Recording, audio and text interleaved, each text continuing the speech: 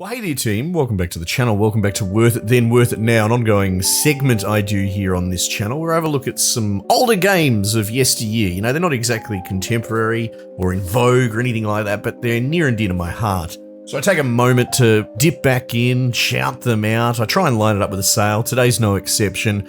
We're looking at Portal 2. We already looked at Portal 1 the other day, and over the course of Christmas, I've had the chance to actually clock this. I beat it in a couple of sittings. I think all said, at least going by my recorded footage, it probably took me about 5 hours, which seems quick. And I think, being that it is much more realised, more of a game than Portal 1, nothing wrong with Portal 1, of course, but when you hold them side by side, you realise that's much more of a tech demo, something lighter.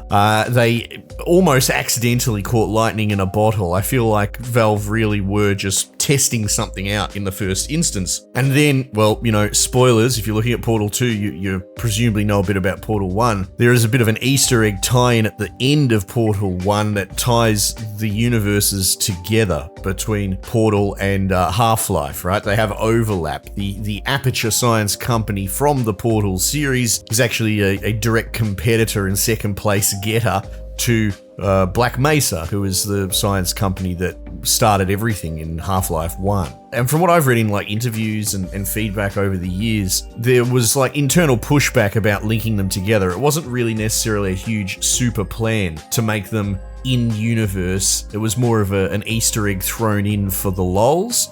So I truly think that they accidentally, in their kind of accidental brilliance, I think Valve just keeps accidentally winning. In a way, they really stirred up the space and got people excited, and while everyone was coping and hoping for something like Half-Life 3, or at that time it would have been Episode 3 of Part 2, Portal 2 would be just as valuable an insert because it's a pseudo-sequel of the two running series. And on that, it does actually tie more mystery together. It actually gets very well entwined. There's this whole Borealis ship that you find was docked in Portal 2 as an Easter egg, and that features in Episode 2, and it all looked set up that there was going to be some sort of massive overlap in Half-Life 3 between the two series. Anyway, I just thought I'd lead with that. The sidetrack that got me there was that Portal 2 is a much more robust and realised game. They realised what they got in the first instance and they turned it into something bigger. And I think I beat it on the short side, mostly because even though I haven't really played it since launch, I still remember some of the puzzles and the solutions. They are much more fiendish. There's a lot more moving parts added. It's not just Portal 1 again. For example, like there's an entire, you could call it like a lull, a bottom of the bathtub curve. It's not necessarily a down part of the game, but it's a bit more like Ravenholm in Half-Life 2, you know, this sort of side area, a bit darker, a bit almost off the beaten narrative. And in this instance, you kind of fall into a condemned section of Aperture Labs from the 50s through the 70s, and it sort of stands as a history tour through the origins and history of the company, and they build out all that background lore with Cave Johnson, the dude who originally created it, and he's like insane the more you read about him. I think it was something like he was obsessed with making a shower curtain company and accidentally made portals or something ridiculous. But again, and I mentioned this in the Portal 1 episode, I've always held that the pivotal question that puts the two different science companies in the two series on either side of a coin is the scientific approach of why versus why not. Most grounded scientists will approach trying to find models and theses and all that for why something is happening in reality, right? There's an almost reactive exploratory component to the traditional scientific method, but then the more mad scientist method, which is really explored in Portal 2 and that background with Cave Johnson, is why not, right? We're just throwing science at the wall, I think is something he even says at some point. They're paying volunteers, and you can tell like the sort of not so subtle commentary of post-wars 50 Americana, do your part vibe. So they're getting like a high caliber of volunteers, athletes, ex-military and all that to get bloody tachyons shot at them just to see what happens. And as it progresses and Cave Johnson gets more and more kind of insane into the 70s and all that, they're paying bums off the street to experiment with radiation and all that sort of thing. But again, like I said, a bit more mad scientist, a bit more let's do stuff and see if something happens, and that's how they ended up stumbling into the portal technology, presumably. So anyway, again, tangents upon tangents. I'm obviously quite smitten. It's fun, and these videos are a bit more nostalgia, right? If you haven't played Portal 2, you should play it, right? But chances are, if you're watching this, listening to this along, you're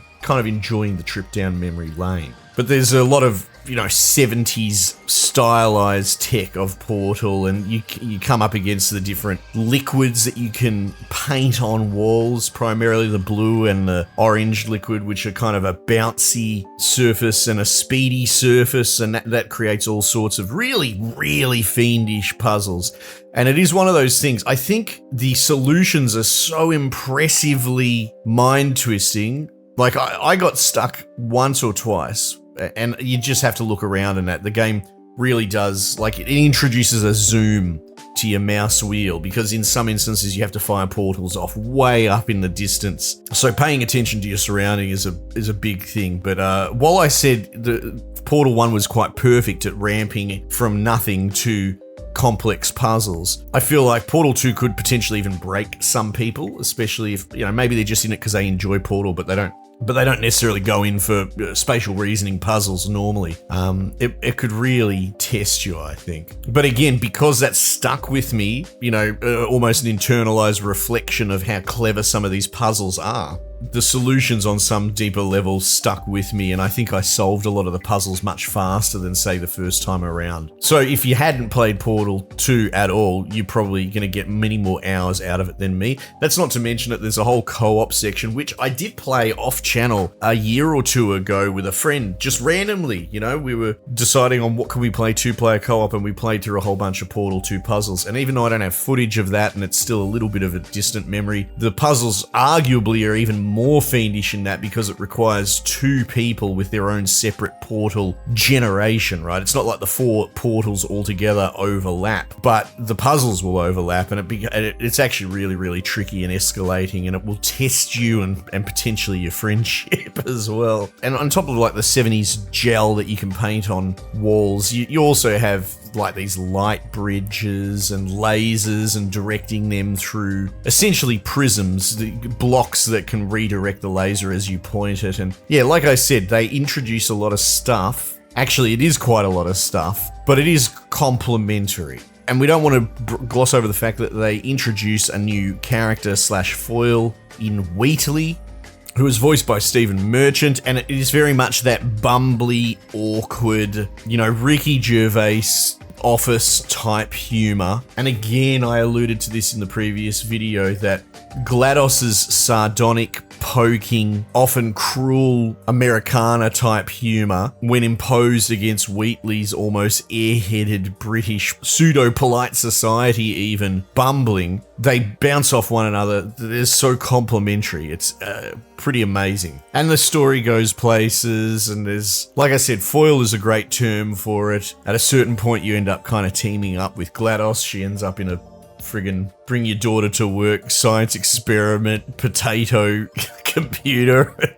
She has to restrain herself, because if she spends too many watts thinking, she shorts out. It's pretty funny, but she's got her slow clap voice line that she can play, so there's that, I suppose. And trying to use paradoxes to outsmart the dumbest robot ever invented. Anyway, there is a whole thing, and the narrative is much more realized than Portal 1, and that's probably the big major takeaway. It's everything a sequel should be. It takes what made the first game excellent, and it just builds upon it in every way, whether it's gameplay and adding new things, making things more difficult, all the way up to narrative and characters, and just generally a more longer form story, at least when compared to its predecessor. It's an excellent game. Like I said, I spent Christmas clocking both of them. I would suggest you do the same. You'd be mad not to. It's great, and it still holds up, looks beautiful, got some legitimate belly laughs out of me. Overall,